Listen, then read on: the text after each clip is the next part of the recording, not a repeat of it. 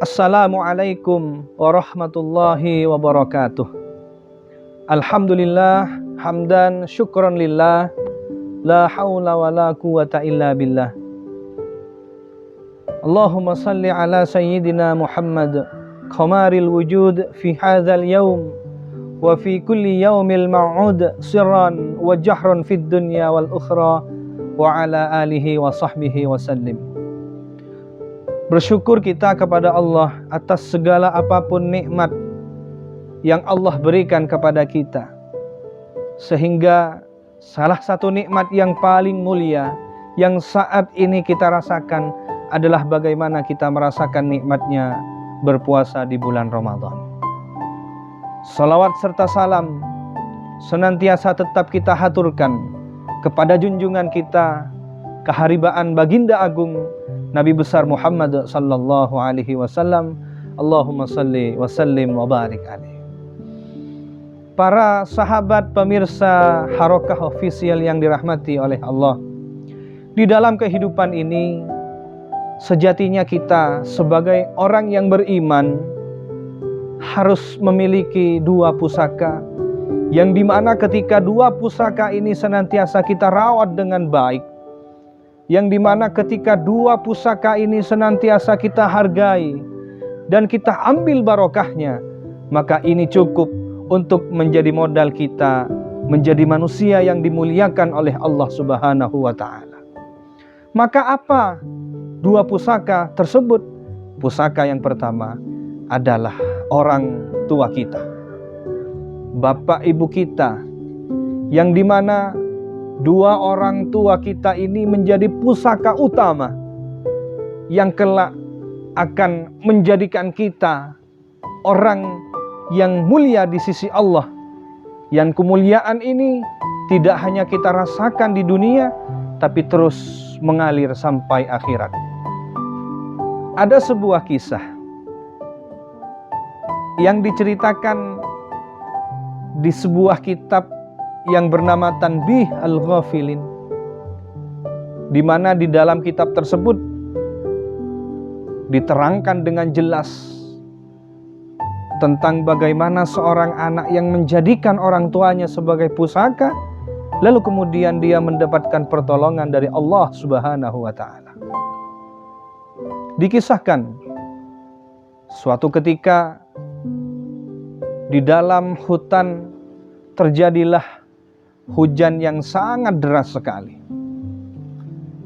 Sehingga lantaran terjadi hujan yang sangat deras, 3 orang anak muda kemudian tersesat di dalam sebuah gua yang tidak bisa keluar dari gua tersebut karena tertutup oleh batu yang besar. Maka 3 orang anak muda ini kebingungan tentang mencari cara bagaimana untuk keluar daripada gua tersebut. Kemudian 3 orang anak muda ini mempunyai inisiatif untuk berdoa kepada Allah dengan menukarkan amal soleh yang pernah dilakukan selama anak muda ini hidup di dunia. Kemudian anak muda yang pertama berdoa kepada Allah, "Ya Allah, suatu ketika aku akan terjerumus ke dalam kubangan maksiat ya Allah. Akan tetapi aku ingat ya Allah bahwa siksa-Mu sangat pedih ya Allah. Lalu kemudian aku bertobat kepadamu ya Allah. Maka sungguh ya Allah, dengan amal soleh ini yang aku perbuat, aku mohon kepadamu ya Allah, bebaskan kami dari gua yang gelap ini ya Allah." Kemudian apa yang terjadi? Dengan sekejap batu yang menutupi gua tersebut bergeser sedikit. Akan tetapi 3 anak muda tersebut belum bisa keluar dari gua tersebut karena batu yang besar tersebut belum pindah dengan sepenuhnya. Kemudian anak muda yang kedua berdoa kepada Allah, "Ya Allah, suatu ketika aku pernah bercocok tanam ya Allah. sehingga dari hasil cocok tanamku ya Allah, aku infakkan, aku sedekahkan kepada mereka yang membutuhkan ya Allah. Maka barangkali ya Allah, dengan amal soleh ini Engkau mengabulkan doa kami, lalu kemudian Engkau mengeluarkan kami dari gua ini ya Allah.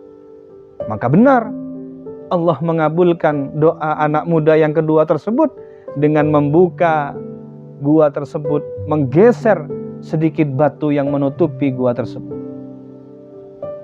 Maka anak muda yang terakhir juga berdoa kepada Allah Subhanahu wa ta'ala dengan sebuah doa yang spesial yang beliau panjatkan kepada Allah Subhanahu wa ta'ala dengan bahasa, ya Allah,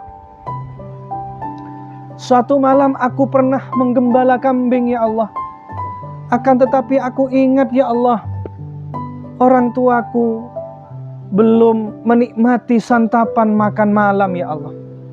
Lalu kemudian aku bergegas ya Allah, aku pulang untuk memasakkan makanan untuk orang tuaku yang lapar ya Allah.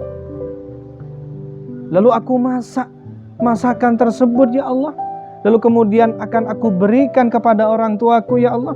Akan tetapi ketika aku akan memberikan makanan tersebut ya Allah, orang tuaku telah tertidur pulas ya Allah.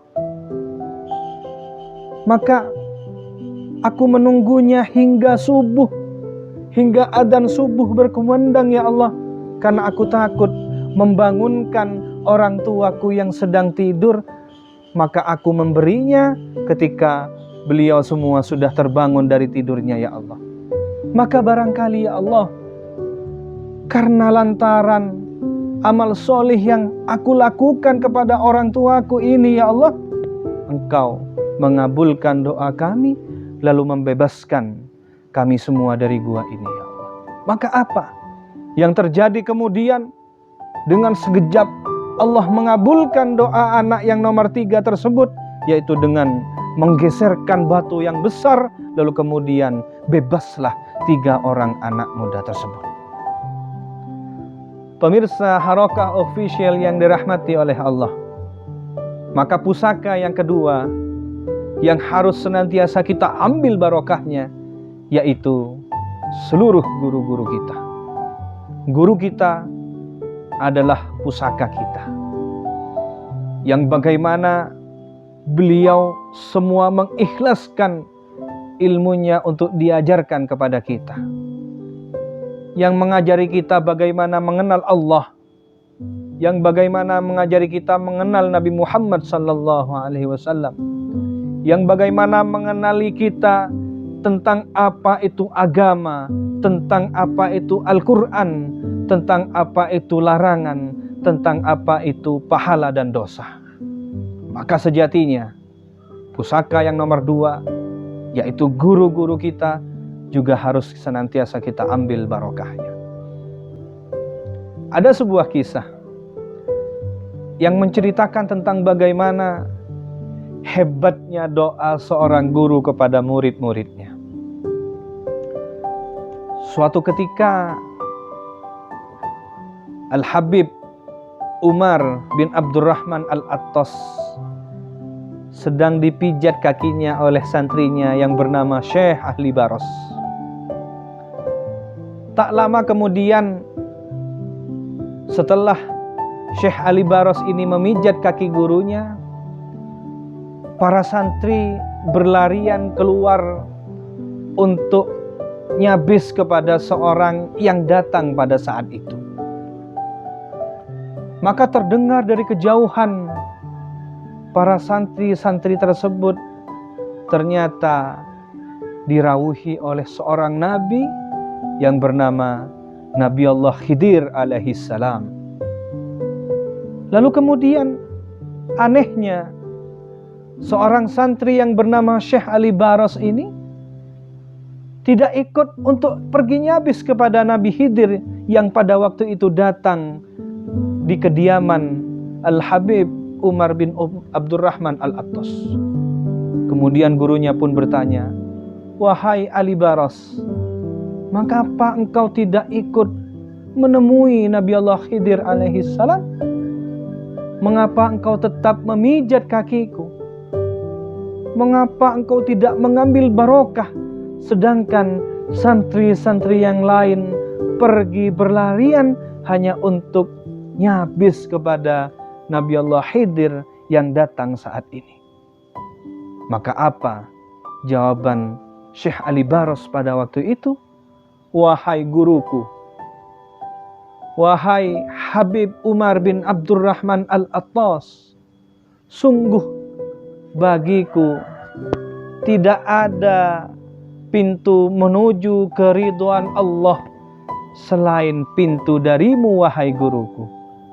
Tidak ada pintu untuk bagaimana aku menuju kepada Allah selain melewati pintumu, wahai guruku Al-Habib Umar bin Abdurrahman Al-Attas. Maka sontak pada waktu itu gurunya pun menyampaikan sebuah kalimat yang keramat, yang hingga saat ini senantiasa kita dengar dari guru-guru kita, bahwasanya ketika kita menyampaikan wasilah Al-Fatihah kepada Al-Habib Umar bin Abdurrahman Al-Attas, akan tetapi tidak melewati muridnya yang bernama Syekh Ali Baros, maka Fatihah itu tidak akan sampai kepada Habib Umar bin Abdurrahman Al-Attas ketika juga kita tidak menyebut nama Syekh Ali Baros pada wasilah Fatihah kita.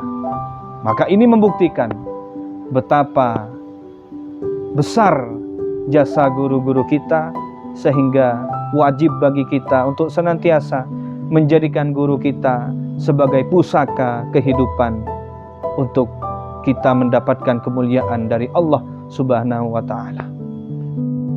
Maka mudah-mudahan kita semua dapat senantiasa mendapatkan barokah dari dua pusaka hidup kita ini, mendapatkan barokah dari orang tua kita, dan mendapatkan barokah dari seluruh guru-guru kita. Wallahu muwaffiq ila aqwamit thoriq. Assalamualaikum warahmatullahi wabarakatuh.